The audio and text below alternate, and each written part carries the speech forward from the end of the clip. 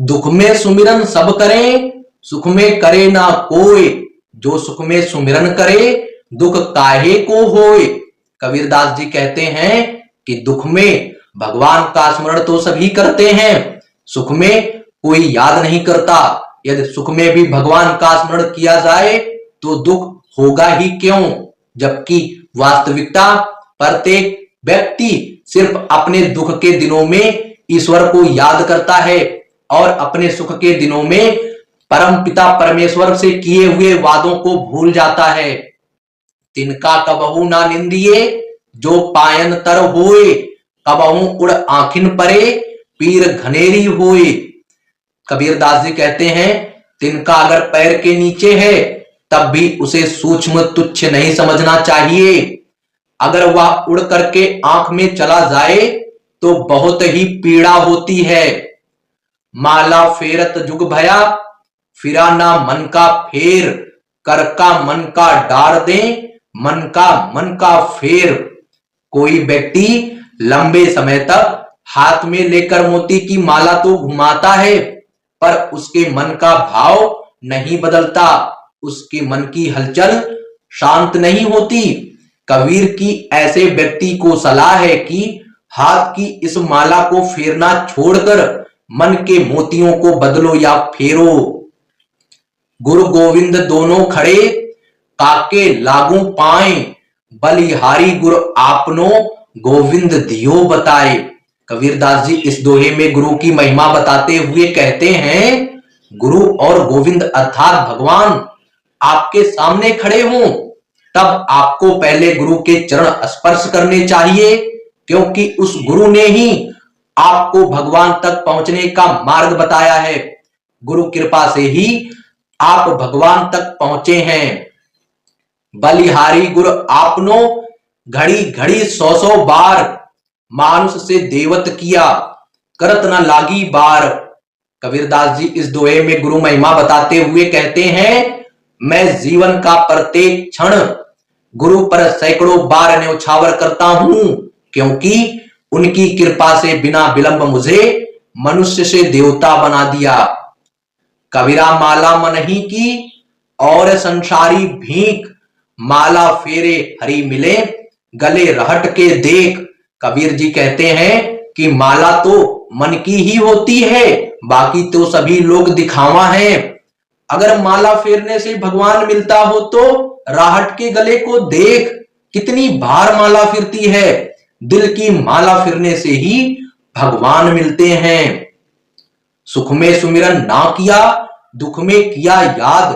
कह कबीरता दास की, कौन सुने फरियाद।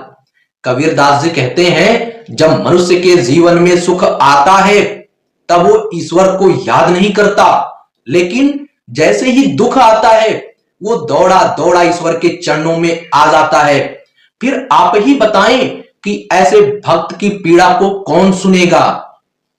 साईं इतना दीजिए, जामे कुटुंब समाए। मैं भी भूखा ना रहूं, साधु ना भूखा जाए। कबीरदास जी कहते हैं, कबीरदास जी ईश्वर से कहते हैं कि आप मुझे केवल इतना दीजिए कि जिससे मेरे और मेरे परिवार की गुजर बसर हो जाए और मेरे घर से कोई भी साधु संत भूखा ना जाए। लूट सके तो लूट ले, राम नाम की लूट। पाछे फिर पछताओगे, प्राण जहीं जब छूट। कबीरदास जी कहते हैं, अभी समय है, राम नाम का स्मरण कर लो, वरना समय निकल जाने पर पछताओगे। अर्थात जब शरीर से प्राण निकल जाएंगे तब सिर्फ पछतावा होगा। जाति ना पूछो साधु की, जाति ना पूछो साधु की। पूछ लीजिए ज्ञान, मोल करो तलवार का, पड़ा रहन दो म्यान। कबीरदास जी कहते हैं कि संतजन साधु की जाति मत पूछो, यदि पूछना ही है तो उनके ज्ञान के बारे में पूछ लो। तलवार को खरीदते समय सिर्फ तलवार का ही मोल भाव करो, उस समय तलवार रखने के कोष को पड़ा रहने दो, उसका मूल्य नहीं किया जाता। जहां दया तहां धर्म है, जहां लोभ तहां पाप, जहां क्रोध तहां पाप है, जहां क्षमा तहां आप। कबीरदास जी कहते हैं कि जहां दया है वहीं धर्म है, और जहां लोभ है वहां पाप है, और जहां क्रोध है वहां सर्वनाश है, और जहां क्षमा है वहां ईश्वर का वास होता है। धीरे धीरे रे मना, धीरे सब कुछ होए, माली सींचे 100 घड़ा, ऋतु आए फल होए। कबीरदास जी कहते हैं मन में धीरज रखने से सब कुछ होता है। अगर कोई माली किसी पेड़ को 100 घड़े पानी से सींचने लगे तब भी फल तो ऋतु आने पर ही लगेगा। कबीरा ते नर अंध हैं, गुरु को कहते और, हरि रूठे गुरु ठौर हैं, गुरु रूठे नहीं ठौर। कबीरदास जी कहते हैं कि वे लोग अंधे और मूर्ख हैं जो गुरु की महिमा को नहीं समझ पाते। अगर ईश्वर आपसे रूठ गया तो गुरु का सहारा है, लेकिन अगर गुरु आपसे रूठ गया तो दुनिया में कहीं आपका सहारा नहीं है। 5 पहर धंधे गया, 3 पहर गया सोए, 1 पहर हरि नाम बिन मुक्ति कैसे होए। कबीरदास जी कहते हैं कि एक दिन में 24 घंटे होते हैं, इनमें 15 घंटे काम धंधों में बिता देते हैं, 9 घंटे सोने में बिता देते हैं। हमें हरि स्मरण करने की फुर्सत ही नहीं मिलती। हरि स्मरण बिना किए कोई मुक्ति कैसे पा सकता है, अर्थात हरि स्मरण से ही कोई मुक्ति पा सकता है।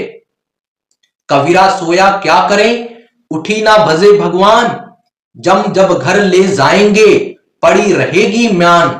कबीरदास जी कहते हैं कि हे प्राणी, तू सोता रहता है, अपनी चेतना को जगाओ, उठकर भगवान का स्मरण कर, क्योंकि जिस समय यमदूत तुझे अपने साथ लेने आएंगे तब तेरा यह शरीर खाली म्यान की तरह पड़ा रह जाएगा। सीलवंत सबसे बड़ा, शव रत्नन की खान, 3 लोक की संपदा रही सील में आन।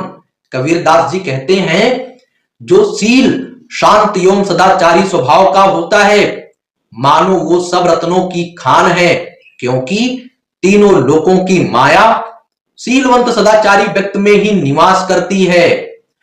माया मरी ना मन मरा, मर मर गए शरीर, आशा तृष्णा ना मरी, कह गए दास कबीर।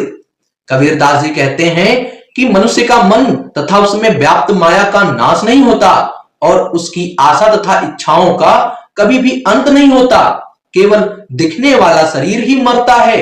यही कारण है कि मनुष्य दुख रूपी समुद्र में सदा गोते खाता रहता है। माटी कहे कुम्हार से, तू क्या रौंदे मोए, एक दिन ऐसा आएगा मैं रौंदूंगी तोए। कबीरदास जी कहते हैं मिट्टी कुम्हार से कहती है कि तू मुझे क्या रौंदता है, एक दिन ऐसा आएगा कि मैं तुझे रौंदूंगी, अर्थात मृत्यु के पश्चात मनुष्य का शरीर इसी मिट्टी में मिल जाएगा, इसी मिट्टी में उसका शरीर विलीन हो जाएगा, और जो आदमी करता है उसके कर्मों का फल उसे जरूर भोगना पड़ेगा, क्योंकि कर्म का फल बिना भुगते इस संसार से किसी को मुक्ति नहीं मिलने वाली है। जब जन्म हुआ है तो मृत्यु भी होगी, मृत्यु के बाद किए हुए कर्मों को भोगना भी पड़ेगा। इसीलिए सदा अच्छे कर्म करो, क्योंकि अपने किए हुए कर्म को स्वयं को भोगना है, उसमें कोई साझी नहीं होगा, कोई उसका हिस्सा नहीं बनेगा, कोई उसमें हमसफर नहीं बनेगा, सिर्फ स्वयं को भोगना है। इसीलिए जीवन में अच्छे कर्म करो, कर्म ऐसे करो जिससे आपकी अंतिम यात्रा सफल हो, आपकी अंतिम यात्रा सरल हो, ज्यादा दुखदायी पीड़ादायक कष्टदायक ना हो। आप अपने अंतिम यात्रा में स्वयं को बहुत खुश नसीब खुशहाल प्रसन्नचित पाए, किसी भी प्रकार का कष्ट पीड़ा आपकी अंतिम यात्रा में ना हो, ऐसा कर्म करो। क्योंकि मनुष्य जन्म मिला है, मनुष्य जन्म में सोचने की समझने की जो क्षमता है, बुद्धि है, वो है। अन्य 84 लाख योनियों में से सिर्फ मनुष्य योनि ऐसी है जिसमें सोचने समझने की क्षमता है। उसका प्रयोग करते हुए कर्म करो, ना कि उसके अब्सेंस में आप कर्म करो। अगर आप उसका प्रयोग करते हुए कर्म करोगे तो जीवन स्वतः अपने आप सफल होगा।